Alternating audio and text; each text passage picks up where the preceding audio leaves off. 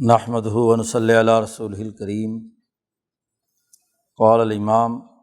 حجۃ الاسلام الشیخ ولی اللہ دہلوی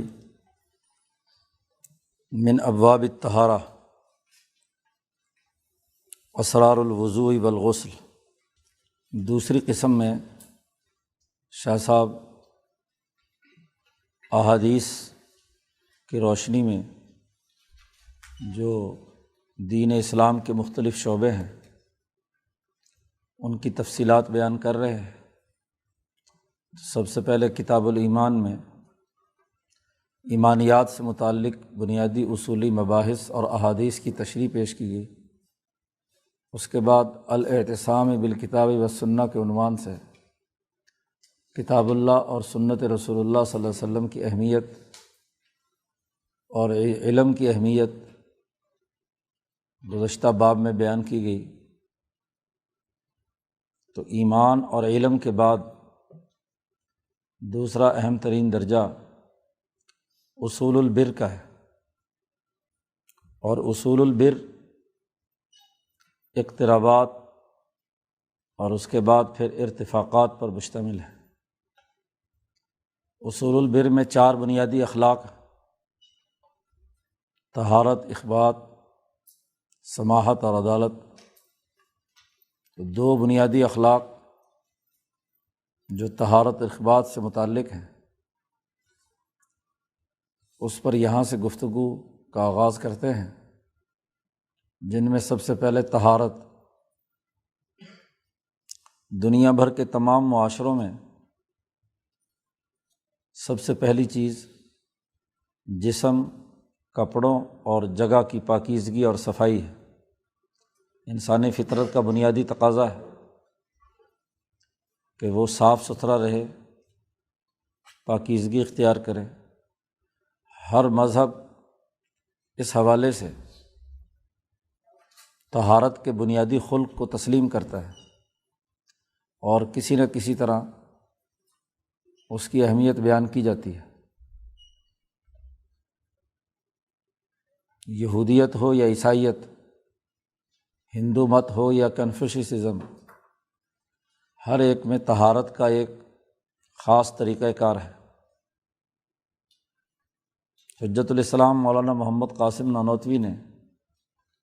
اپنی کتابوں میں ان اخلاق 4 کے حوالے سے جو گفتگو کی ہے، اس میں اس چیز کو واضح کیا ہے کہ یہ تمام اخلاق انسانی فطرت سے تعلق رکھتے ہیں۔ طہارت ہر مذہب میں ہے،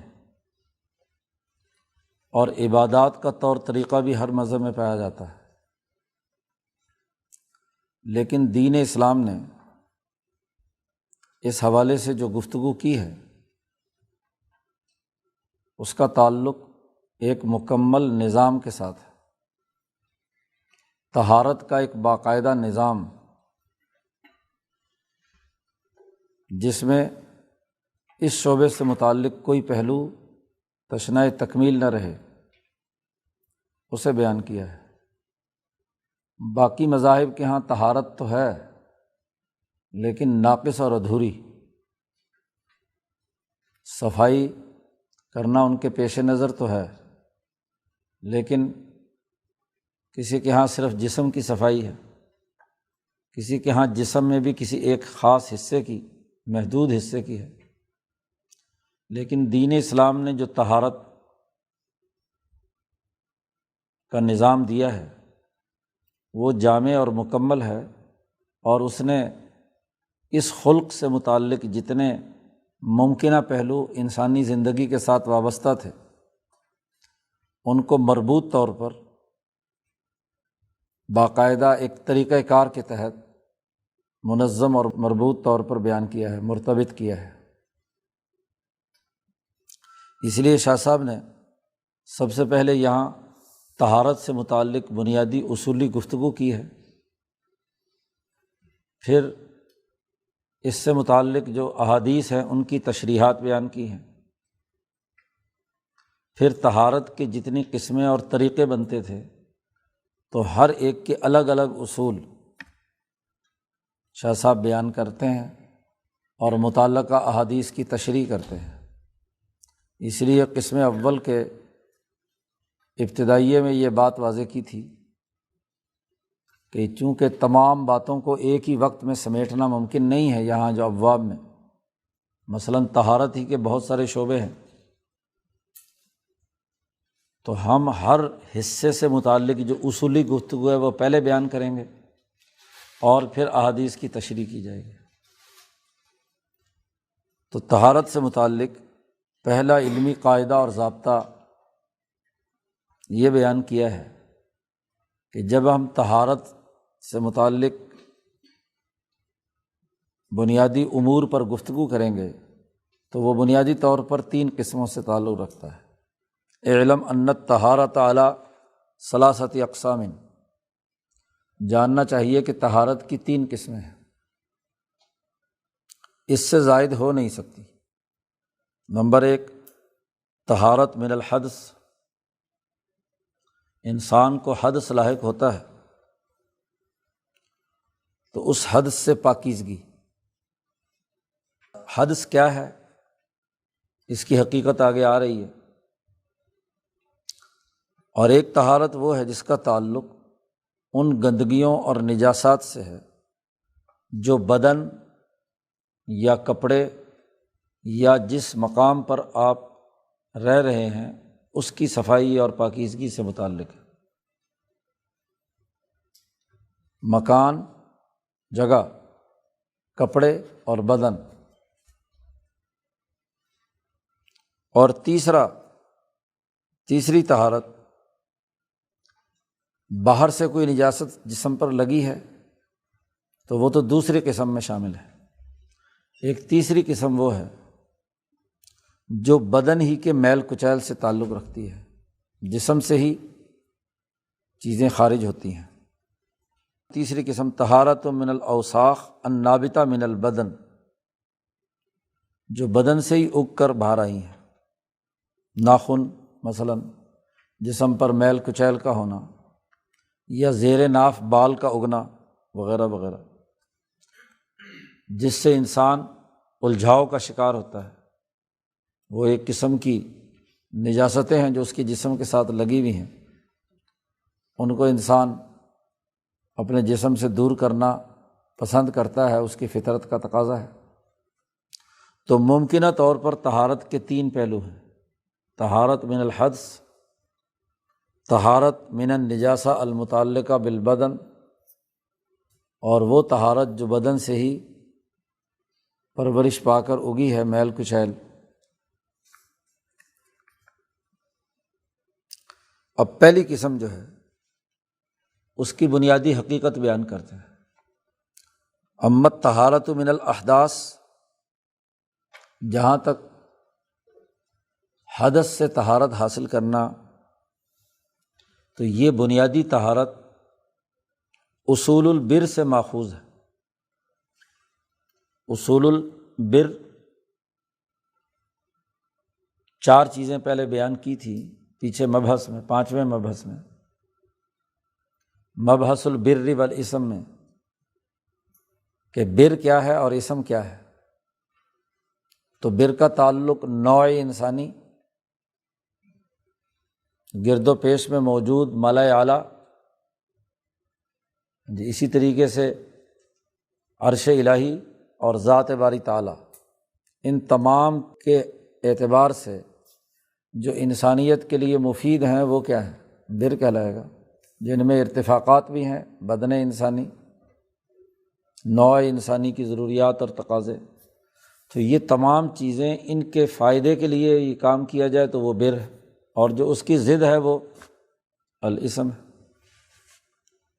تو یہ طہارت من الاحداث، یہ اصول البر سے ماخوذ ہے، جو بر کا مکمل نظام ہے۔ یہ انبیاء علیہم السلام اور اونچے درجے کے انسانوں کی وساطت سے اس کا علم حاصل ہوتا ہے۔ اس لیے شاہ صاحب نے کہا والعمدۃ فی معرفۃ الحدث وروح الطہارۃ وجدان اصحاب النفوس التی ظہرت فیہا انوار ملکیۃ۔ انسانوں کی اقسام بیان کی تھی پیچھے جبلت کی بحث میں، جن میں سب سے اونچے انسان وہ ہیں جن کی ملکیت عالیہ ہے اور جن کی حیوانیت بھی شدیدہ اور صفیقہ ہے، اور وہ انبیاء علیہم السلام، اور پھر ان دونوں کے درمیان تخالف نہیں ہے بلکہ تصالح ہے، یہ اعلیٰ درجے کے انسان ہیں۔ ان کے ملکی اور جسمانی احساسات وہ بہت طاقتور ہوتے ہیں، ان کی وجدانی کیفیات بہت اونچے درجے کی ہوتی ہے، اپنے جسم کے تقاضوں کے اعتبار سے بھی وہ اعلیٰ درجے کے حساس اور صاحب وجدان ہوتے ہیں، اور اپنی روح اور ملکیت کے اعتبار سے بھی، کیونکہ انسان جتنا زیادہ مضبوط اور طاقتور ہوگا اتنے ہی اس کے عقلی احساسات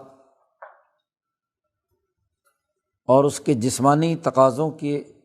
جو وجدانی امور ہیں وہ اتنے ہی طاقتور ہوں گے۔ اب یہ حدث جو ہے اس کے جاننے کا طریقہ یہ ہے،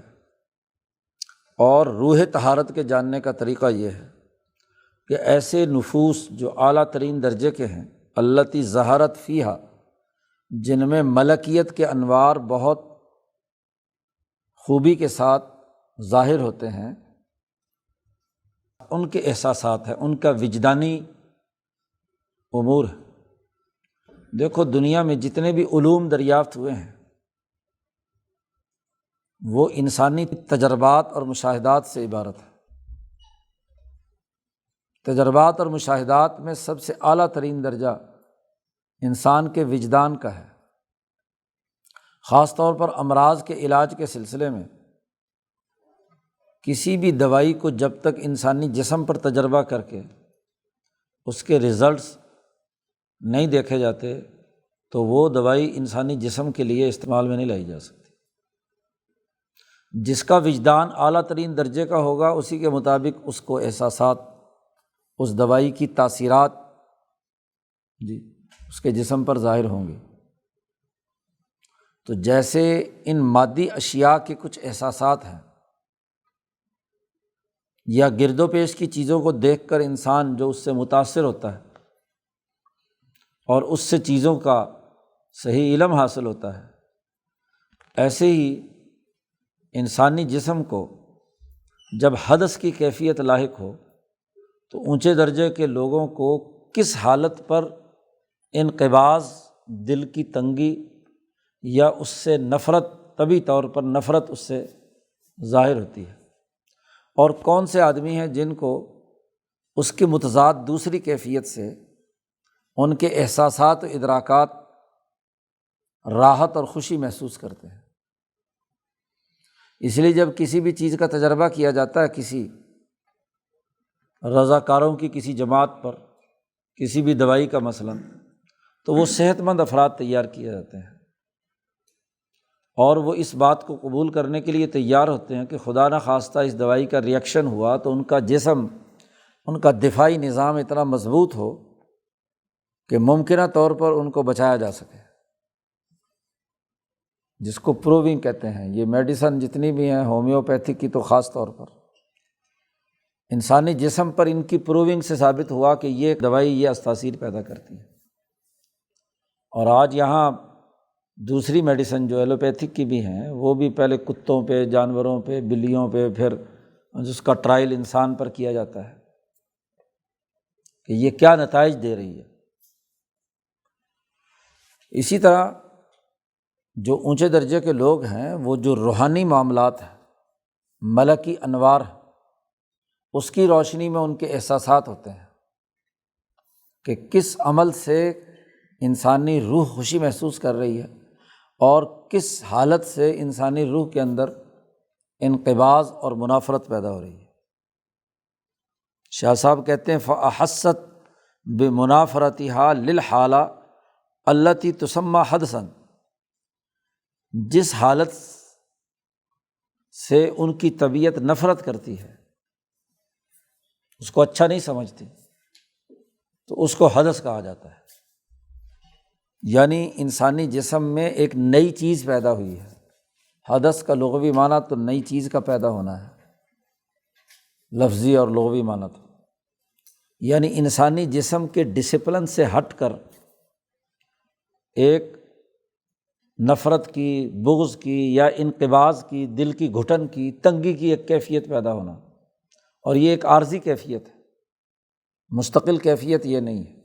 مستقل کیفیت تو انسان کی یہ ہے کہ وہ اپنے گرد و پیش کے ماحول میں راحت و سرور کے ساتھ، اطمینان کے ساتھ رہے۔ اگر وہ کسی بے اطمینانی کی کیفیت میں ہے تو یہ حدث ہے۔ اسی طرح کہا وسروریہا، اس کا عطف پیچھے منافرتہا پر، کہ ان کے احساسات اگر کسی حالت سے نفرت کرتے ہیں اس کو حدث کہا جاتا ہے۔ اور وسروریہا وانشراحہا، اور اگر کسی حالت سے انہیں شرح صدر اور ان کو خوشی محسوس ہوتی ہے تو اس کو طہارت کہا جاتا ہے۔ التی تسمی طہارہ، یہ طہارت ہے۔ تو جو نفوس عالیہ ہیں، بالخصوص نبی اکرم صلی اللہ علیہ وسلم اور اونچے درجے کے صحابہ اکرام، ان کا معاملہ یہی تھا کہ جس چیز سے انہیں، جس حالت سے نفرت ہو رہی ہے وہ حدث ہے۔ اب ہونے کو تو حدث بہت ساری چیزوں سے ہوتا ہے، لیکن اس حدث کو کسی سسٹم میں آنا چاہیے۔ اسی طرح طہارت صرف ہاتھ ہی دھو لیے جائیں تو ہاتھوں کی طہارت تو ہو ہی گئی، لیکن اس کو بھی کسی سسٹم کے تحت آنا چاہیے۔ اب یہ بات تعین کرنا کہ یہ فلاں فلاں کیفیت حدث ہے اور فلاں فلاں حالت اور کیفیت جو ہے وہ طہارت ہے، اس کا تعلق چونکہ وجدانیات کے ساتھ ہے، تو وجدانی نقطہ نظر سے اس بات کا تعین بڑا ضروری ہے کہ جو یکساں طور پر تمام لوگوں کے لیے اس کا تسلیم کرنا ممکن ہو کہ اس کی جو علامات یا اس کا جو طریقہ کار ہے وہ متعین کیا جائے۔ تو ایک تو حدث اور طہارت کی معرفت کا طریقہ ہے، یعنی اس کی پہچان، یہ تو نفوس عالیہ کے ذریعے سے معلوم ہوئی۔ اسی طریقے سے وفی تعیین ہیئات الطہارۃ و موجباتہا، اب فی تعیین کا عطف پیچھے فی معرفت الحدث پر ہو رہا ہے، یعنی والعمدۃ فی تعیین طہارت ہیئات الطہارہ، طہارت کی جو حیت اور شکل اور اس کا جو طریقہ کار ہے اس کے متعین کرنے میں عمدہ ترین بات یہ ہے۔ وموجباتہا، کہ مشتہر فی الملل السابقہ، طہارت کے تعین میں ان بنیادی امور کو سامنے رکھا جائے جو گزشتہ تمام ملتوں میں متفق علیہ رہی یا مشہور رہی ہے، مثلاً یہودیوں کے ہاں بھی ہو، عیسائیوں کے ہاں بھی، مجوسیوں کے ہاں بھی، ہندوؤں کے ہاں بھی، وبقایا الملت الاسماعیلیہ، اور ملت اسماعیلیہ کے جو بقایا جات مشرکین عرب میں پائے جاتے تھے ان میں بھی وہ بات مشہور ہو۔ فکانوا یجعلون الحدث علی قسمین، اس لیے یہ تمام مذاہب کے جتنے بھی لوگ ہیں، خاص طور پر ابراہیمی تحریک سے، ابراہیم کی دونوں شاخوں بنی اسرائیل اور بنی اسماعیل، ان دونوں شاخوں کے ہاں حدث کی دو قسمیں ہیں اور طہارت کی بھی دو قسمیں ہیں۔ والطہارۃ علی ضربین، کما ذکرنا من قبل، جیسے تفصیلی یہ بحث پیچھے 5ویں مبحث میں جہاں اصول البر پر بحث تھی، وہاں ایک باب قائم کیا تھا، باب اسرار الوضوء والغسل، وہاں شاہ صاحب نے اس کی پوری تفصیلی وضاحت کی ہے کہ یہ دو قسموں پر مشتمل ہے، حدث بھی اور طہارت بھی۔ چنانچہ وَكَانَ الْغُسْلُ مِنَ الْجَنَابَةِ سُنَّةٌ صَائِرَةٌ فِي الْعَرَبِ، جنابت کی حالت طاری ہونے پر غسل کرنے کا طریقہ تمام عربوں میں رائج تھا، یہودیوں میں بھی، عیسائیوں میں بھی، تمام میں۔ یہ کوئی نئی بات نہیں تھی۔ تورات اور انجیل جیسی کتابوں کہ نزول کے بعد سے یہ طریقہ کار ان کے ہاں موجود تھا۔ فوضع النبی صلی اللہ علیہ وسلم قسم الطہارہ علی نوع الحدث، چنانچہ نبی اکرم صلی اللہ علیہ وسلم نے حدث کی دو اقسام، حدث اصغر اور اکبر، اس کے لیے طہارت کبریٰ اور طہارت صغریٰ، تو طہارت کو بھی دو قسموں میں تقسیم کر دیا۔ چنانچہ طہارت کبریٰ حدث اکبر کے مقابلے پر، اور وہ اس لیے کہ چونکہ ایسا معاملہ کبھی کبھار ہوتا ہے، لأنہ اقل وقوعاً، حدث اصغر کے مقابلے میں یہ حدث اکبر بہت کم ایسا وقوع ہوتا ہے، وأکثر لوثاً، لیکن یہ معاملہ جب بھی ہوتا ہے تو پورے جسم پر ایک خاص قسم کی کیفیت، طبیعت کے اندر خاص قسم کی منافرت اور لوث، گندگی کا احساس وہ زیادہ کثرت سے ہوتا ہے۔ وأحوج إلی تنبیہ النفس بعمل شاق، اور یہ زیادہ انسانی نفس کو مجبور کرتا ہے، اس بات کی حاجت ظاہر کرتا ہے کہ وہ اپنے نفس کو کسی مشقت والے عمل میں ڈالے۔ تو جو چیز کم درجے میں ہوتی ہے اس کے لیے کیا ہے، وہ غسل لازمی اور ضروری قرار دے دیا، قلما یفعل مثلہ، اور وہ غسل ہے۔ اور طہارت صغریٰ حدث اکبر کے مقابلے پر آ گئی، اس لیے کہ وہ بہت کثرت سے وقوع پذیر ہوتا ہے۔ بول و براز کا ہونا دن بھر میں یا 24 گھنٹے میں کم از کم ایک دو دفعہ تو ضرور، اور اس میں گندگی بھی کم ہوتی ہے، اس لیے اس میں فی الجملہ تنبیہ کافی تھی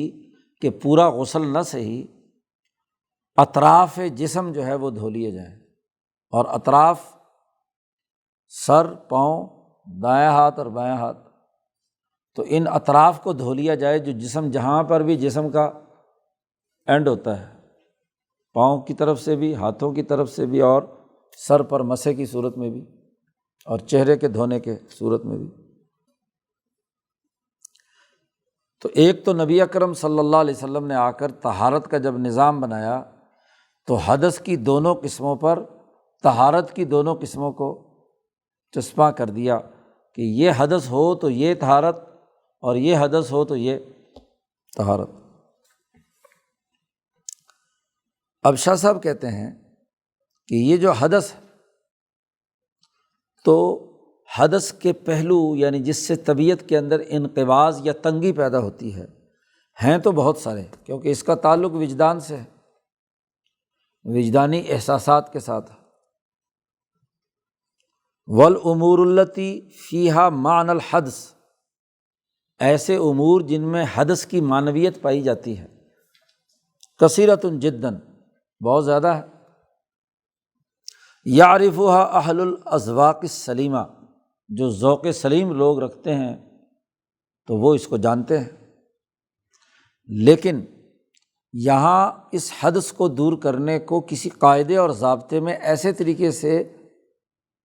واضح اور دو ٹوک انداز میں بیان کیا جائے کہ تمام انسان، خواہ وہ ذوق سلیم نہ بھی رکھیں یا رکھیں تو تھوڑا ہو ان کے اندر ذوق، وہ بھی اس کو سمجھ سکیں اور طہارت حاصل کر سکیں۔ اس کے اندر یہ صلاحیت ہو کہ تمام انسانوں کو مخاطب بنایا جائے، اور وہ تبھی ہوگا کہ جب اس حدث کو کسی محسوس پہلو سے منضبط کیا جائے، مربوط بنایا جائے۔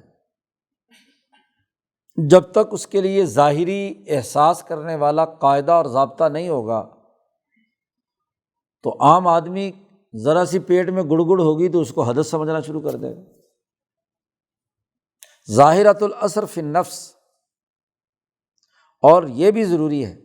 کہ اگر وہ حدث کی حالت طاری ہو جائے اور وہ طہارت حاصل نہیں کرتا تو اس کا مواخذہ بھی کیا جا سکے، لیمکن المواخذہ بہ جہرۃً، اس لیے حدث کے حوالے سے بے وضو ہونے کا حکم یہ محض معدے کی گڑگڑ یا پیٹ کی گڑگڑ کی بنیاد پر، اختلاج کی بنیاد پر ہم حدث کا حکم نہیں لگائیں گے۔ تو اسے تعین کرتے وقت لا یدار الحکم علی اشتغال النفس بما یختلج فی المعدہ، معدے میں جو گڑبڑ ہوتی ہے یا آنتوں میں کوئی گڑگڑ ہو رہی ہے، اور وہ اکثر لوگوں کو ہوتی ہے، تو جیسے ہی پیٹ میں گڑبڑ ہو تو یہ کہا جائے کہ یہ حدث ہو گیا، تو ظاہر ہے کہ یہ کلی مشکک ہے، خود آدمی کو بھی اس کا پتہ نہیں چلتا۔ ولیکن یدارو، یہاں جو مدار بنایا گیا حدث کا وہ یہ کہ کوئی نہ کوئی چیز پیشاب یا پخانے کے راستے سے خارج ہو، اخبثین کا خروج ہو، یا پخانہ آئے اور یا پیشاب آئے،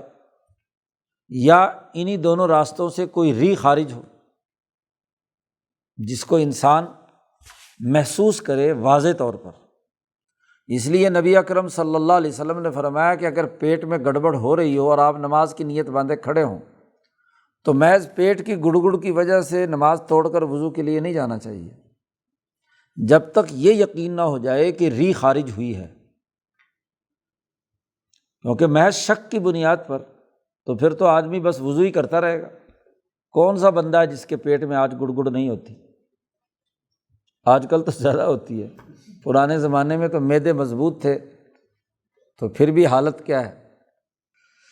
اس لیے شاہ صاحب کہتے ہیں کہ فإن الأول غیر مضبوط المقدار، پیٹ میں گڑبڑ کا ہونا یہ کسی قاعدے اور ضابطے یا کسی خاص مقدار میں اس کو ضابطہ بندی نہیں ہو سکتی کہ کتنے درجے کا پیٹ میں بل بروڑ پڑ رہا ہو تو وہ حدث ہے، کسی ضابطے میں نہیں لا سکتے، کوئی پیمانہ نہیں ہے جس سے پیمائش کی جا سکے۔ وَإِذَا تَمَكَّنَ لَا يَرْفَعُهُ الْوُضُوءُ مِنْ خَارِجٍ، تو پہلی صورت میں صرف گڑگڑ کی وجہ سے وضو جو ہے اس کے ختم ہونے کا ہم حکم نہیں لگائیں گے، کیونکہ باہر سے کوئی چیز یا جسم سے کوئی چیز خروج ابھی تک نہیں ہوا۔ اور دوسرا جو عمل ہے بول و براز کا یا ری کے خارج ہونے کا، یہ انسان کے احساسات سے معلوم ہو جاتا ہے، حس سے معلوم ہو جاتا ہے کہ بھئی یہ چیز کوئی جسم سے خارج ہوئی ہے، تو حدث کی حقیقت معلوم ہو جاتی ہے۔ تو شریعت نے واضح کر دیا کہ ما خرج من السبیلین سے وضو ٹوٹتا ہے۔ پھر یہ بھی ضروری ہے کہ فَلِمَعْنَى انقباض النفس فیہ شبح محسوس و خلیفۃ ظاہرۃ وہی التلطخ بالنجاسہ، کہ اس دوسری صورت میں کہ جب جسم سے کوئی بول و براز خارج ہوا ہے تو واضح طور پر انسان کو محسوس بھی ہوتا ہے اور ظاہری طور پر ایک نجاست خارج ہوئی ہے، اس سے جسم کے ملوث ہونے کا اندیشہ موجود ہوتا ہے، آدمی کو خود اس سے انقباض ظاہر ہوتا ہے۔ تو جب تک کوئی چیز ظاہری طور پر نہ ہو، جو پیٹ میں جو کچھ ہو رہا ہے، اس وقت تک ہم حدث کا حکم نہیں لگائیں گے۔ پھر یہ بات بھی ہے کہ وَأَيْضًا إِنَّمَا يُؤَثِّرُ الْوُضُوءُ عِنْدَ زَوَالِ اشْتِغَالِ النَّفْسِ، اگر وضو علاج ہے انسان کی طبیعت کے انقباض کو دور کرنے کا، تو انسان جس چیز میں مشغول ہے وہ زائل ہوگی تو وضو مؤثر ہوگا نا۔ اور وَذَلِكَ بِالْخُرُوجِ، اگر مثلاً ہم یہ کہیں کہ پیٹ کی گڑگڑاہٹ سے ہی وضو لازمی ہو گیا اور جسم سے کوئی چیز خارج نہیں ہوئی، تو وہ آدمی چاہے 10 دفعہ وضو کر لے تو اس کا انقباض دور ہوگا نہیں، کیونکہ جو اس کو تنگی یا جو مصیبت میں مبتلا کیے ہوئے وہ تو ابھی تک پیٹ میں ہی گھوم رہی ہے، تو جب تک وہ خارج نہیں ہوگی تو وضو مؤثر نہیں ہوگا۔ تو اس لیے خروج کو بنیاد قرار دیا ہے۔ اس لیے نبی اکرم صلی اللہ علیہ وسلم نے متنبہ فرمایا اپنے اس قول میں کہ لا یصلی احدکم وہو یدافعہ الاخوصان، تم میں سے کوئی آدمی نماز نہ پڑھے ایسی حالت میں جب اسے یہ دو خبیث چیزیں تنگ کر رہی ہوں، پیشاب اور پخانہ، پیٹ میں تقاضا ہو رہا ہو اور اس کو وہ زبردستی روک کر نماز پڑھ رہا ہو تو نماز نہ پڑھے۔ دوسری روایت میں فرمایا کہ اس آدمی کی نماز قبول ہی نہیں ہے جس کے پیٹ میں اس طرح کی حرکت ہو رہی ہو، کیونکہ پھر توجہ دماغ کی کہاں ہے، وہ تو ادھر معدے اور پیٹ کی طرف ہے، تو وہ اللہ کی طرف متوجہ کیسے ہے؟ اس لیے کہ نفس حدث کے معانی میں سے کسی نہ کسی معنویت کے ساتھ مشغول ہے، چاہے وہ کچھ بھی ہو رہا ہے اس کے پیٹ میں، تو اس وقت نماز نہ پڑھے، اچھی طرح فراغت حاصل کر کے پھر وضو کر کے پھر نماز کی طرف آئے۔ تو یہ تو منضبط کر دیا حدث کو، کہ حدث تب لاحق ہوگا کہ جب جسم سے کوئی چیز خارج ہوگی اور وہ خروج بھی بول و براز کے راستے سے ہے، منہ کی بات نہیں ہے۔ الطہارات، اس کے بعد اگلا پہلو ہے طہارت سے متعلق۔ اب طہارت یا پاکیزگی یا خوشی جس سے انسان کو سرور اور راحت حاصل ہوتی ہے، اس کے بھی پہلو بہت سارے ہیں۔ مثلاً ایک آدمی جسم پر خوشبو ملے تو خوشبو سے بھی تو سرور آتا ہے، پرفیوم آپ نے لگایا اس سے بھی آتا ہے۔ یا ایسے ہی کہ وہ اذکار، ذکر اذکار جو انسان کو لذت پیدا کرتے ہیں، سرور پیدا کرتے ہیں، تو اس سے بھی پاکیزگی کا ایک احساس انسان کو پیدا ہوتا ہے۔ طہارت کی کیفیت ذکر اذکار سے بھی پیدا ہوتی ہے، جیسا کہ اللہ پاک نبی اکرم صلی اللہ علیہ وسلم کا یہ قول ہے کہ وضو کے وقت آدمی یہ دعا پڑھتا ہے، اللہم اجعلنی من التوابین وجعلنی من المتطہرین، اللہ تعالیٰ مجھے کیا ہے، توبہ کرنے والوں میں اور پاکیزہ لوگوں میں شامل کر دے۔ یا اسی طریقے سے وضو میں حضور ایک اور دعا بھی پڑھتے تھے، اللہم نقنی من الخطایا کما نقیت الثوب الابیض من الدنس،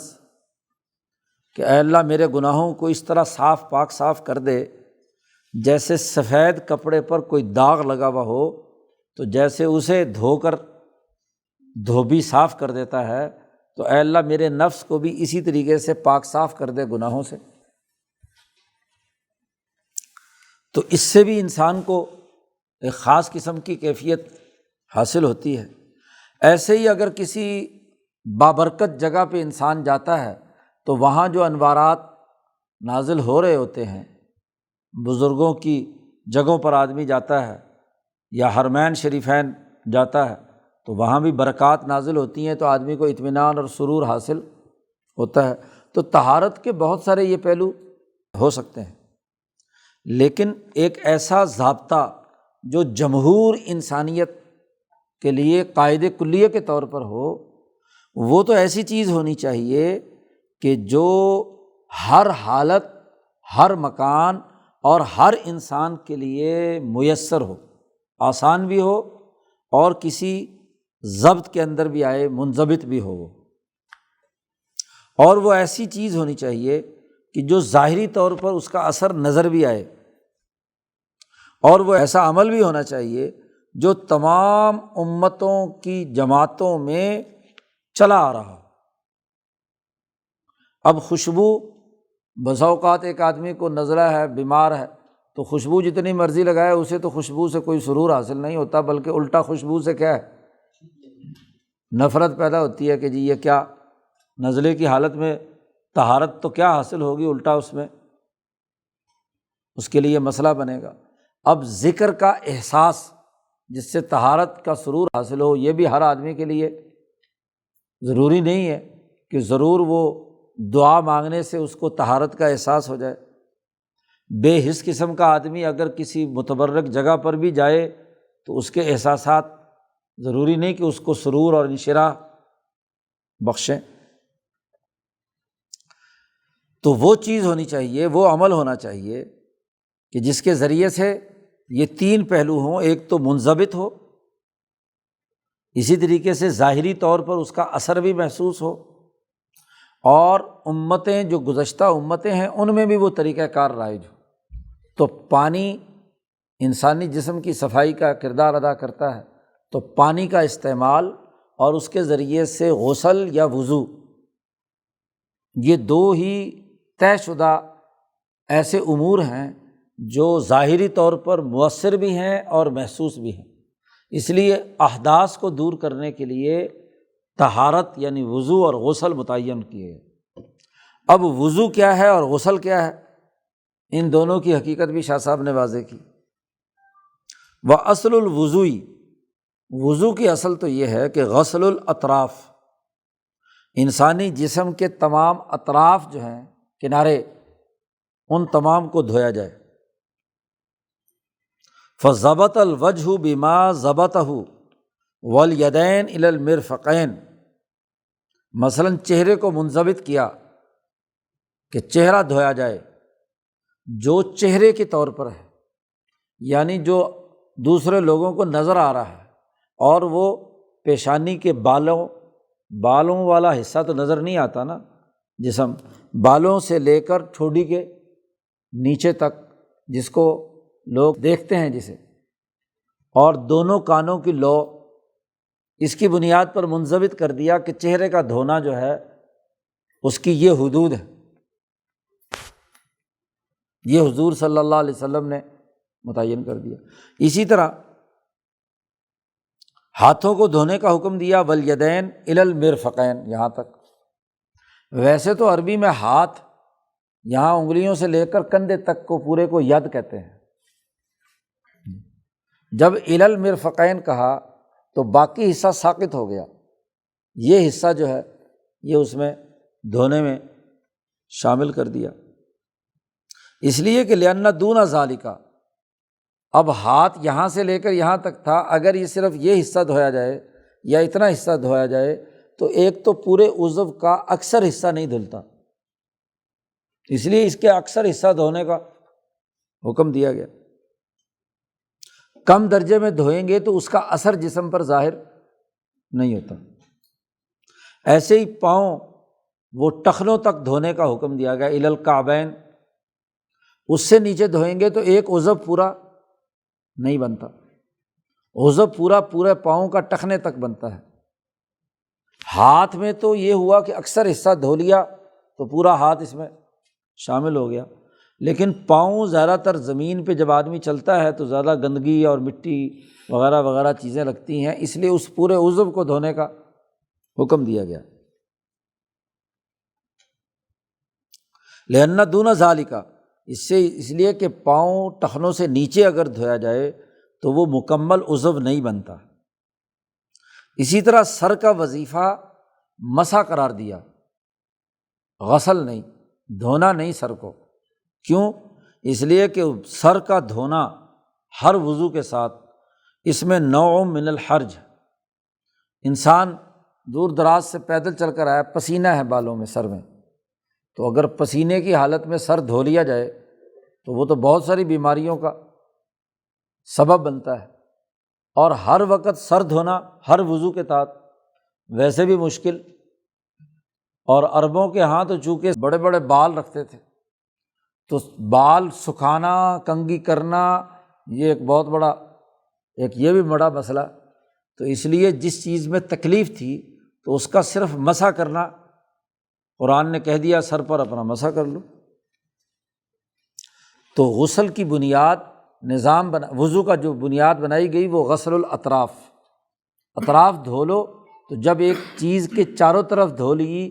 تو یوں سمجھا جائے گا کہ گویا کہ پورا جسم دھو لیا، طہارت حاصل ہو گئی۔ وَأَصْلُ الْغُسْلِ، اور غسل کے جو اصل ہے وہ پورا بدن دھونا ہے۔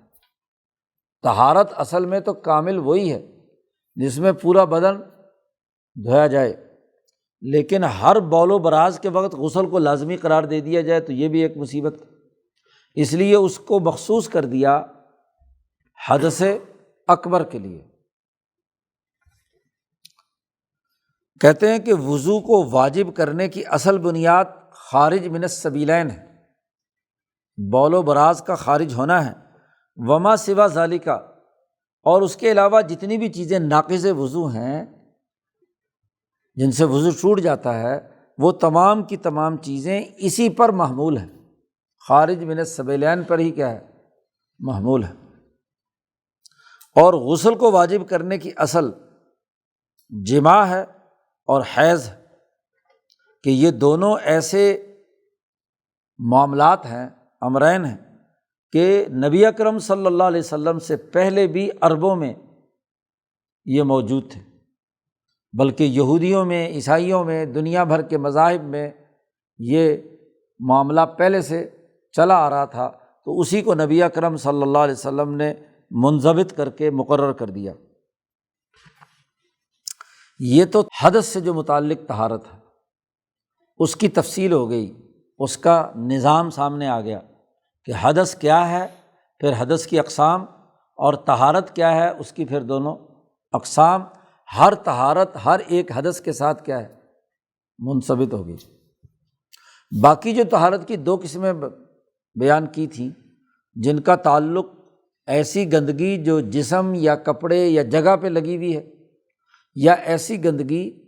جو انسانی جسم سے میل کچیل کی صورت میں نکل رہی ہے،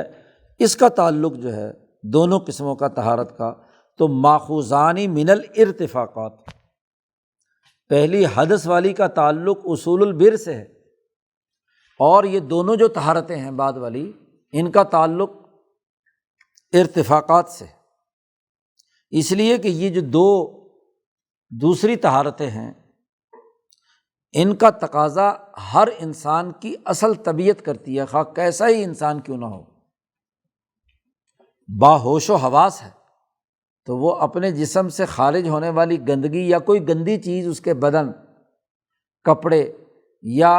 جس جگہ وہ بیٹھا ہے وہاں لگی ہوئی ہو، تو وہ اس سے نفرت کرتا ہے ہر حال میں، چاہے کتنی اس کی ملکیت کمزور کیوں نہ ہو۔ حدث اور طہارت کا نور جو ہے وہ تو اعلیٰ درجے کے جو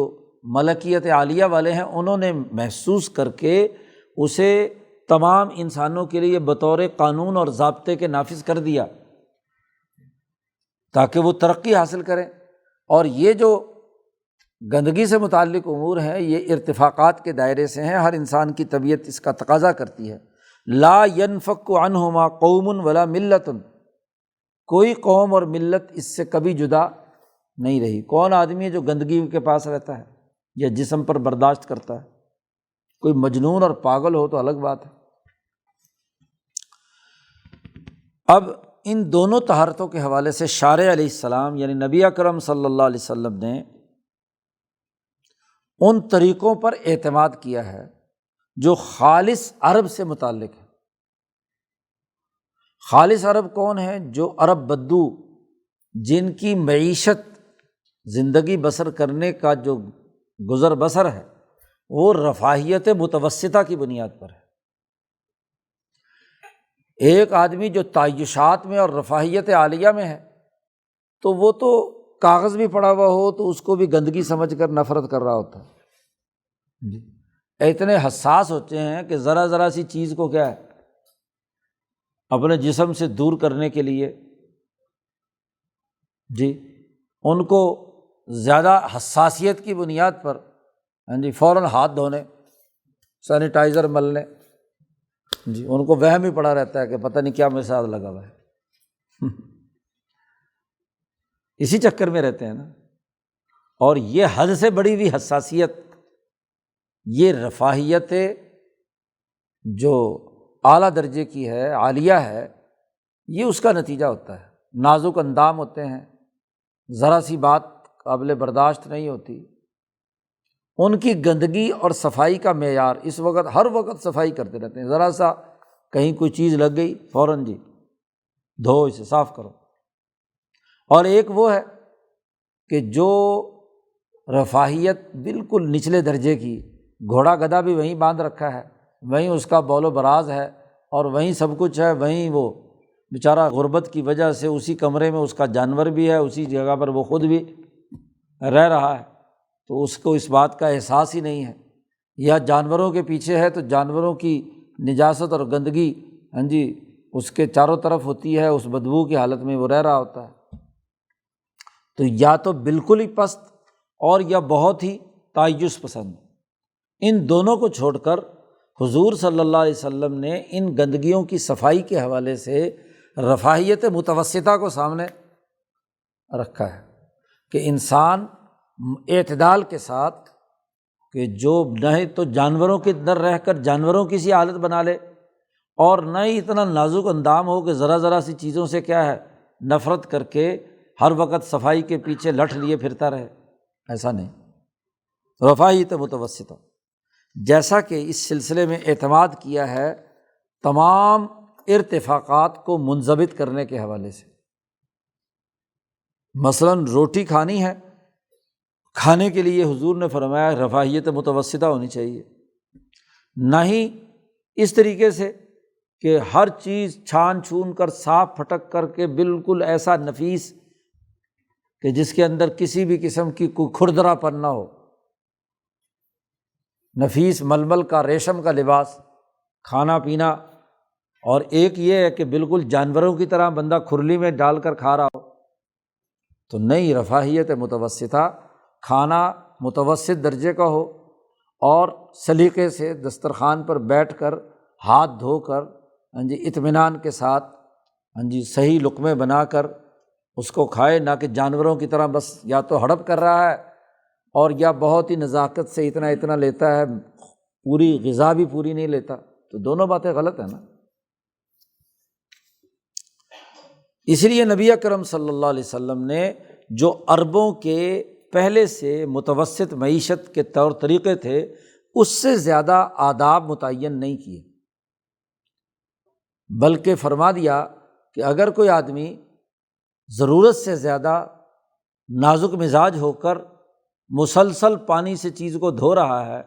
تو اس کو کوئی نہ کوئی نفسیاتی مرض لاحق ہے، کوئی جن مسلط ہے اس پر، تو اتنی نزاکت بھی ٹھیک نہیں ہے اور اتنا جانور کی طرح ڈھگا پن بھی ٹھیک نہیں ہے۔ ایسے ہی تمییز المشکل و تقدیر المبہم، اس میں بھی حضور نے مزید اضافہ نہیں کیا، درمیان رفاہیت متوسطہ کے مطابق چیزوں کا استعمال ہوا۔ اسی لیے حضرت عمر رضی اللہ تعالیٰ عنہ ایک جھیل پر پہنچے، وہاں جانور بھی پانی پی رہے تھے اور مسلمانوں کا لشکر بھی کیا ہے وہاں پانی پینا چاہتا تھا، تو کچھ لوگوں نے کہا کہ جی یہاں تو درندے کتے سارے ہی پانی پیتے ہیں۔ جیسے ہی وہ بولنے لگا تو عمر نے کہا خاموش ہو جاؤ، پانی اور ہے نہیں، سفر کی حالت میں ہیں، جھیل کے کنارے کھڑے ہیں، تو وہاں یہ بتانے کی کیا ضرورت ہے سب کو کہ کتے بھی یہاں سے پانی پیتے ہیں،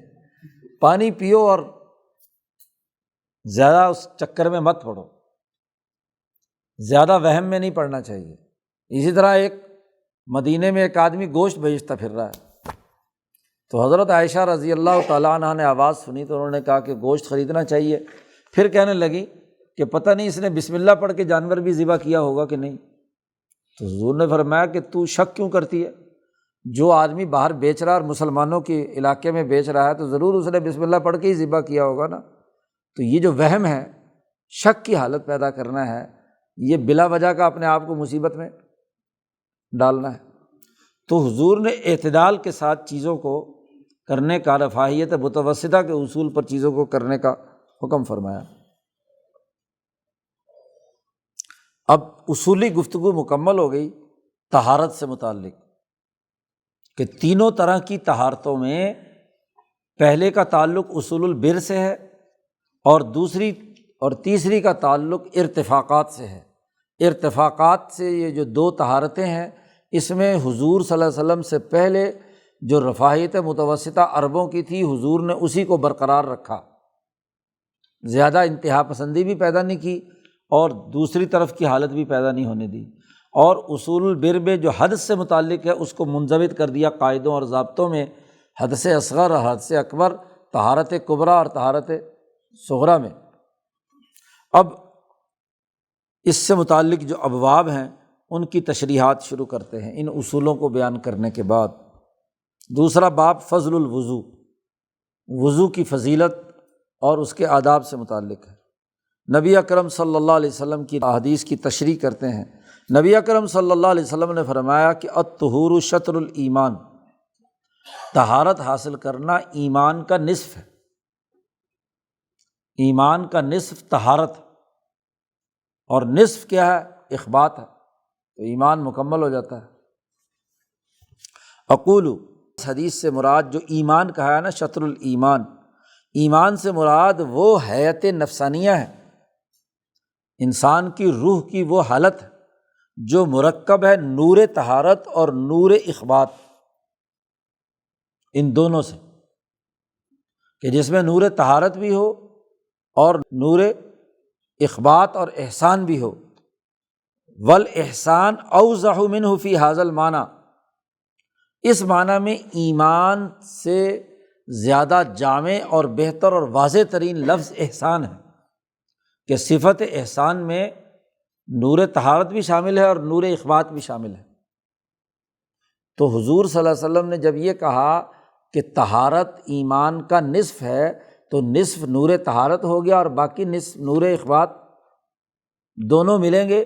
تو احسان کی کیفیت پیدا ہوتی ہے، اور یہی ایمان کی کیفیت ہے۔ تو ظاہر ہے کہ پھر طہارت جو ہے وہ اس احسان اور ایمان کا نصف حصہ ہے۔ تو اس حدیث کا پس منظر گویا کہ سمجھ میں آ گیا۔ اسی طرح نبی اکرم صلی اللہ علیہ وسلم کا فرمان دوسری حدیث بیان کرتے ہیں، من توضأ فاحسن الوضوء، جس نے وضو کیا اور وضو بہت اچھے طریقے سے کیا، تو اس کے جسم سے تمام گناہ خارج ہو جاتے ہیں، یہاں تک کہ اس کے ناخنوں کے نیچے بھی جو گناہ ہیں وہ بھی خارج ہو جاتے ہیں۔ اچھی طرح وضو سے کیا مراد ہے؟ یعنی پورے اعضاء پورے دھوئے، یہ نہیں کہ جلدی جلدی کہیں سے کوئی خشک رہ گیا، اچھی طرح وضو کیا۔ شاہ صاحب کہتے ہیں کہ وہ نظافت اور پاکیزگی جو انسانی نفس کی گہرائی میں جا کر اثر انداز ہوتی ہے، اس نظافت کا تعلق اس سے ہے کہ انسانی نفس ایسا مقدس اور بہتر بن جائے کہ وہ فرشتوں کے ساتھ جا کر ملحق ہو جائے، وَتُلْحِقُهَا بِالْمَلَائِکَةِ، اور اپنی جو حیوانی حالات ہیں جو اس دنیا کے ساتھ وہ بھول جائے۔ یہ سب سے اعلیٰ درجے کی کیا ہے؟ نظافت۔ تو ایسی طہارت کی خاصیت، ایسے وضو کی جو ظاہری شکل و صورت، جب اس کو اچھے طریقے سے انسان کرتا ہے تو یہ خاصیت انسان کے اندر نور طہارت کی پیدا ہوتی ہے، کیونکہ جب اس نے طہارت کی، ہاتھ پاؤں اعضاء پورے طریقے سے دھوئے اور اللہ کو حاضر ناظر جان کر، اللہ کا حکم سمجھ کر، رسول اللہ کا حکم سمجھ کر، بطور عبدیت کے اس نے یہ کام کیا، تو اس کی روح اس پوری حالت میں اللہ کی طرف متوجہ ہے، اسے اللہ یاد آ رہا ہے۔ اور خاص طور پر جب اس نے یہ بھی دعا پڑھی کہ اللہ میاں مجھے توابین میں شامل فرما اور مجھے متطہرین میں شامل فرما، اور یہ بھی اس کے پیش نظر ہو کہ اللہم نقنی خطایایا، میری خطا اس طرح صاف کر دے جیسے سفید کپڑے سے داغ صاف ہوتے ہیں۔ تو اس نے اس عزم اور ارادے سے وضو کیا کہ وہ اپنے اعضاء کو دھونے کے ساتھ اپنے دل پر جو گناہ کا سیاہ داغ لگا ہوا ہے اس کو بھی صاف کرنا چاہتا ہے۔ تو جب وہ ایسا آدمی وضو کی حالت میں اللہ کی طرف متوجہ ہو کر اپنے قلب کے داغوں کو دھونے کی کوشش کرتا ہے تو اس کے تمام جسم سے تمام گناہ خارج ہو جاتے ہیں۔ امام اعظم امام ابو حنیفہ فرماتے ہیں کہ میں پانی دیکھ کر بتلا دیتا ہوں کہ اس وضو کرنے والے کا کون سا گناہ نکل کر اس پانی میں داخل ہوا ہے، یا غسل کرنے والے کا پانی دیکھ کر بتا دیتا ہوں کہ یہ زنا کا غسل ہے یا صحیح بیوی سے اپنے تعلق کا غسل ہے،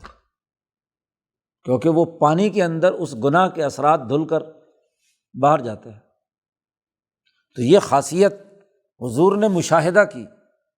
اسی مشاہدے کی بنیاد پر حضور نے یہ بات فرمائی کہ اس کے جسم سے تمام گناہ خارج ہو جاتے ہیں، حتیٰ کہ اس ناخن کے نیچے جو چھپا ہوا حصہ ہے وہاں سے بھی گناہ کیا ہے، نکل جاتے ہیں۔ نمبر 3، تیسری حدیث، نبی اکرم صلی اللہ علیہ وسلم نے فرمایا کہ میری امت قیامت کے دن انہیں پکارا جائے گا، اور وہ پکار کی پہچان ان کی یہ ہوگی کہ غرًا محجلین من آثار الوضو، وضو کرنے کی وجہ سے ان کی پیشانیاں اور ان کے ہاتھ پاؤں وہ چمکتے ہوئے ہوں گے۔ اصل میں تو یہ لفظ بولا جاتا ہے، غر کہتے ہیں اس گھوڑے کو جو خالص نسل کا ہوتا ہے اور جس کے ماتھے پر سفید ٹکیا ہوتی ہے، تو اس سے گھوڑا پہچان میں نسلی گھوڑا وہی ہوتا ہے۔ اور پھر المحجل اس گھوڑے کو کہتے ہیں کہ جس کے چاروں ٹانگیں جو ہیں وہ بھی یہاں تک کیا ہے، سفید ہوتی ہیں، جسے پنج کنالی گھوڑا کہتے ہیں، ماتھے پر سفید ٹکیا اور چاروں ٹانگوں اور ان پر کیا ہے، سفیدی۔ تو چونکہ ایسا گھوڑا دور سے پہچانا جاتا ہے، تو نبی اکرم صلی اللہ علیہ وسلم نے مثال دے کر کہا کہ جیسے ایسے چمکتے ہوئے 5 کنالی گھوڑے کو تمام پہچان لیتے ہیں، ایسے ہی جو مسلمان اور مومن ہیں جنہوں نے وضو اچھے طریقے سے کیا، تو چونکہ وہ بھی اپنا چہرہ دھوتے ہیں تو چہرے ان کے روشن ہوں گے قیامت کے دن۔ تو میری امت باقی تمام امتوں سے الگ پہچان کے طور پر نظر آ رہی ہوگی کہ ان کے چہرے سفید نور سے چمک رہے ہوں گے، اور ایسے ہی ہاتھ بھی جہاں جہاں پانی پہنچا ہے وضو کا، اور پاؤں بھی یہ بھی سفید نور سے چمک رہے ہوں گے۔ تو میری امت کو اس نور کی پہچان کی بنیاد پر انہیں فرشتے بلائیں گے اور جنت میں جانے کا آگے حکم دیں گے۔ اس لیے حضور صلی اللہ علیہ وسلم نے فرمایا کہ تم میں سے جو آدمی طاقت رکھتا ہے اس کو چاہیے، وہ اگر طاقت رکھتا ہے اور چاہتا ہے کہ اس کی یہ چمک دمک زیادہ لمبی مدت تک رہے، تو فلیفعل، اس کو یہ کام کرنا چاہیے، یعنی اچھے طریقے سے وضو کرنا چاہیے۔ اسی طرح ایک اور حدیث میں فرمایا کہ مومن کا زیور وہاں تک پہنچے گا جہاں تک اس کے وضو کا پانی پہنچا ہے۔ اس کو جو قیامت میں کہا گیا نا کہ مومنین کو وہ کنگن پہنائے جائیں گے، اسوار جنہیں کہتے ہیں سونے چاندی کے، تو جہاں جہاں تک اس نے دھویا ہے وہاں تک اس کو اس طرح کے زیورات اور اس طرح کی چیزیں جو ہیں عنایت کی جائیں گی۔ اقول، شاہ صاحب کہتے ہیں اس حدیث کی تشریح میں یہ کہتا ہوں کہ جب طہارت کی مشابہت 5 اعضاء کے ساتھ ہے، چہرہ اور دونوں ہاتھ اور دونوں پاؤں، تو اس کو انسانی نفس کی نعمت کی ایک خاص مثال کے طور پر حضور نے بیان کیا کہ ان اعضاء پہ روشنی ہوگی، اور اس پہ گویا کہ زیورات اور زیب و زینت کی چیزیں ہوں گی، اور وہ غرۃً و تحجیلاً، یہ اس کے ساتھ ایک تشبیہ کے طور پر بات بیان کی، جیسا کہ عام طور پر بزدلی کو خرگوش کی طرح کے ایک جانور کے ساتھ مثال دے کر بیان کیا جاتا ہے۔ عربوں کے ہاں لبنان میں ایک خاص قسم کا جانور ہوتا ہے جس کو وبر کہتے ہیں، تو شاہ صاحب نے یہاں وہ لفظ استعمال کیا کما یتمثل الجبن وبراً، یہ خرگوش کی طرح کا ایک جانور ہوتا ہے جس کا نیچے کا ہونٹ نیچے اونٹ کی طرح لٹکا ہوا ہوتا ہے، انتہائی بھدا قسم کا جانور، اور وہ بہت بزدل ڈرپوک ہوتا ہے۔ خرگوش بھی ویسے تو ڈرپوک ہوتا ہے لیکن وہ بہت ہی ڈرپوک ہوتا ہے، تو کسی عرب میں کسی کو بزدل کہنا ہو تو اس کو کہہ دیتے تھے وبر۔ اور والشجاع اسداً، اور بہادری کو مثال دینی ہو تو کہتے تھے شیر ہے، لیکن شیر کے بھی دانت ٹوٹے ہوئے ہوں تو وہ بھی بیچارہ ایسا ہی ہوتا ہے۔ چوتھی حدیث لائے،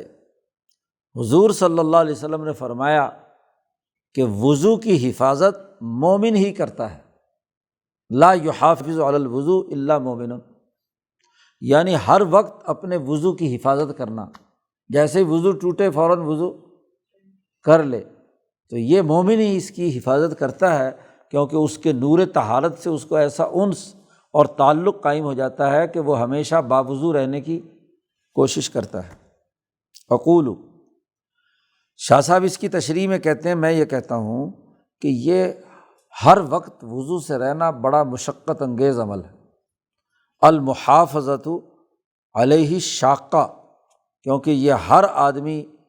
یہ ناکام نہیں کر سکتا، صرف وہی کرے گا جسے طہارت کے بارے میں پوری بصیرت اور شعور حاصل ہو، اور اس کو اس کا بہت زیادہ نفع اسے پورا یقین ہو۔ تو یہ اس کو ایمان کی علامت قرار دیا نبی اکرم صلی اللہ علیہ وسلم نے جی۔ اور حتیٰ کہ سونے سے پہلے بھی حضور نے فرمایا کہ وضو کر کے پھر بستر پر سویا کرو، اور اٹھتے ہی پھر وضو، اور پھر سارا دن اپنے وضو کی حفاظت۔ تو جو جتنی زیادہ حفاظت کرے اتنا ہی گویا کہ ایمان کی حالت اس کے اندر اچھی اور اعلیٰ درجے کی ہے، علامت کے طور پر اس کو مقرر کر دیا۔ باب صفت الوضوء، وضو کا طریقہ کار۔ وضو کا طریقہ کار وہ ہے جسے حضرت عثمان رضی اللہ تعالیٰ عنہ، حضرت علی، عبداللہ ابن زید وغیرہ وغیرہ صحابہ نے نبی اکرم صلی اللہ علیہ وسلم سے نقل کیا ہے، بلکہ یہ چند صحابہ ہی نہیں بل تواتر عنہ، پورے تواتر کے ساتھ اجماع صحابہ سے جو وضو کا طریقہ ہم تک پہنچا ہے، اور پوری امت پچھلے 1400 سال سے اس کی تطابق اور اس کی اتباع میں وضو کرتی آئی ہے۔ اور وہ یہ ہے کہ سب سے پہلے کسی برتن میں سو کر اٹھا ہے، مثلاً برتن میں ہاتھ داخل کرنے سے پہلے دونوں ہاتھوں کو دھوئے، پہلے دونوں ہاتھوں کو دھونا، پھر کلی کرنا، پھر ناک صاف کرنا، ناک میں پانی ڈالنا اور پھر ناک صاف کرنا، دو الگ الگ کام ہیں۔ یستنثر اور آگے یستنشق، کہ اچھی طریقے سے زور لگا کر ناک میں سے تمام مواد خارج کرنا، پھر اس کے بعد چہرہ دھونا، پھر ہاتھوں کو کونیوں تک دھونا، پھر سر کا مسح کرنا، اور پھر دونوں پاؤں کو ٹخنوں تک دھونا۔ یہ تواتر کے ساتھ طریقہ جس میں کسی کا کوئی اختلاف نہیں ہے، اور جن کا تھوڑا سا اختلاف ہے اس کے بارے میں بڑی سخت بات آگے شاہ صاحب نے بیان کی ہے۔ ولا عبرۃ بقوم، ایسی قوم کا کوئی اعتبار نہیں جو خواہشات کے اوپر بھاگی دوڑی پھر رہی ہے، جو خواہشات کی غلام ہے، کہ انہوں نے پاؤں کے دھونے کا انکار کیا ہے اور آیت کے ظاہر سے استدلال کیا ہے کہ پاؤں کا صرف مسح ہے۔ اور یہ لوگ شیعہ لوگ ہیں، شیعوں کے ہاں پاؤں کا دھونا فرض نہیں ہے، بلکہ پاؤں کے اوپر کیا ہے، مسح کو ہی وہ کافی۔ شاہ صاحب کہتے ہیں ان لوگوں کی بات کا کوئی اعتبار نہیں، کیونکہ یہ خواہشات کے گھوڑے پر سوار ہے۔ شاہ صاحب کہتے ہیں میرے نزدیک یہ بات کہنا کہ پاؤں دھونا شریعت میں نہیں ہے، اس کا انکار کرنا، یہ آدمی کوئی بات کہے اور کوئی آدمی اس بات کا انکار کرے کہ غزوہ بدر نہیں ہوئی تھی، تو دونوں کے منکرین میں کوئی فرق نہیں ہے، یا غزوہ احد نہیں ہوئی تھی، تو جو غزوہ احد کا انکار کرتا ہے وہ گویا کہ پاؤں کو دھونے کے معاملے کا بھی انکار کر رہا ہے۔ مما ہوا کالشمس فی رابعۃ النہار، یہ گویا کہ ایسا ہے جیسے دوپہر کے وقت میں سورج طلوع ہو اور کوئی کہے کہ نہیں جی رات ہو رہی ہے، تو اس لیے ان کی بات کا کوئی اعتبار نہیں ہے۔ پاؤں دھونا جو ہے وہ امت کا تواتر کے ساتھ وضو کا حصہ ہے۔ ہاں البتہ اگر کوئی آدمی دھوئے بھی اور مسح بھی کرے، یہ زیادہ احتیاط والا قول ہے، جیسے امام طبری جو ہیں ابو جریر طبری، ان کی رائے ہے کہ پہلے ہاتھ دھو لے، پاؤں دھو لے، غسل کر لے، اور سر کا جب مسح کرے تو اس کے بعد سر کے پاؤں دھونے کے بعد پھر اس کے اوپر مسح بھی کر لے ایک دفعہ، تاکہ دونوں، چونکہ قرآن میں دونوں لفظ آئے ہیں، ارجلکم کی قرأت بھی ہے اور ارجلکم کی قرأت بھی، ایک قرأت 17 میں ایک قرأت جو ہے وہ ارجلکم کی بھی ہے، تو پاؤں پر مسح بھی کر لے، دونوں کو جمع کر لے تاکہ دونوں پر عمل ہو جائے۔ او ادن الفرض المسا، اور یا یہ کہ کم سے کم درجہ مسا تھا، اور غسل جو ہے جو ترک کر دے اس کو ملامت کی جائے گی، شدید ملامت، تو دھونا ضروری اور لازمی ہے۔ فذلک امر یمکن ان یتوقف فیہ العلماء حتی تنکشف جلیۃ الحال، یہ ایک ایسا معاملہ ہے کہ جس پر علماء نے ایک زمانے میں توقف رکھا، لیکن جب حال کھل کر سامنے آیا گیا تمام ذخیرہ حدیث سے، تو اس میں کسی قسم کا کوئی شک و شبہ باقی نہیں رہا۔ اسی طرح یہاں فرض تو 4 ہے، لیکن کلی کرنا اور ناک میں پانی ڈالنے کی بات کی ہے، تو شاہ صاحب کہتے ہیں لم اجد فی روایت صحیحۃ تصریحا، کسی صحیح روایت میں صراحتاً میں نے نہیں پایا کہ حضور نے کوئی وضو بغیر کلی اور بغیر ناک صاف کیا ہو، اس لیے یہ بھی سنت مؤکدہ ہے۔ اور اسی طرح وضو کی ترتیب بھی، کہ حضور نے کوئی وضو بغیر ترتیب کے کیا ہو، ایسا بھی نہیں، اس لیے وضو میں اس کی انتہا درجے کی تاکید کی جاتی ہے۔ اب یہ دونوں طہارتیں ہیں، طہارتان مستقلتان من خصال الفطرہ، کلی کرنا اور ناک میں پانی ڈالنا، یہ خود بھی مستقل فطرت کی بنیادی علامات میں سے طہارتیں ہیں۔ وضو کے ساتھ ان دونوں کو شامل کر دیا گیا ہے تاکہ اس کے اندر مزید اس کی تاکید بھی ہو جائے، اور وہ اس لیے بھی ضروری ہے کہ یہ ناک کی صفائی اور منہ کی صفائی، بہت سی بدبو اور بہت سی جو مغابن کہتے ہیں میل کچیل، ناک کے اندر بھی بہت کچھ جمع ہوتا ہے، اور منہ کے اندر بھی کھانے پینے کے نتیجے میں چیزیں ریزے ریشے وغیرہ جمع ہوتے ہیں، تو مسواک آدمی جب کرتا ہے، کلی کرتا ہے اچھی طرح، تو وہ ساری چیزیں صاف ہو جاتی ہیں۔ پھر ایک اور اختلاف بھی ہے فقہا میں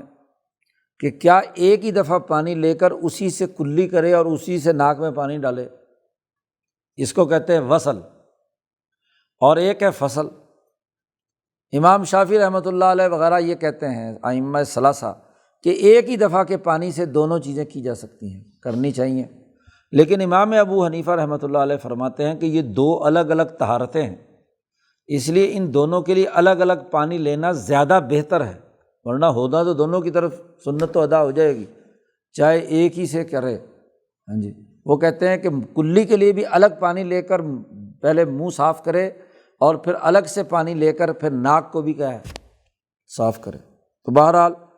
شاہ صاحب کہتے ہیں میرے نزدیک والوصل بینہما اصح من الفصل، تو امام شافعی کی رائے کو ترجیح دی ہے یہاں، چونکہ اکثر روایات میں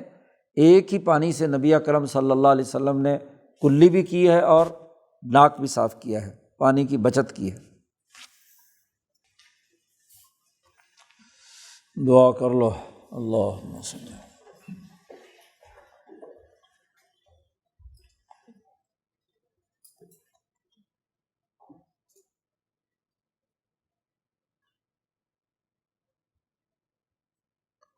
اجمعین برحمتک۔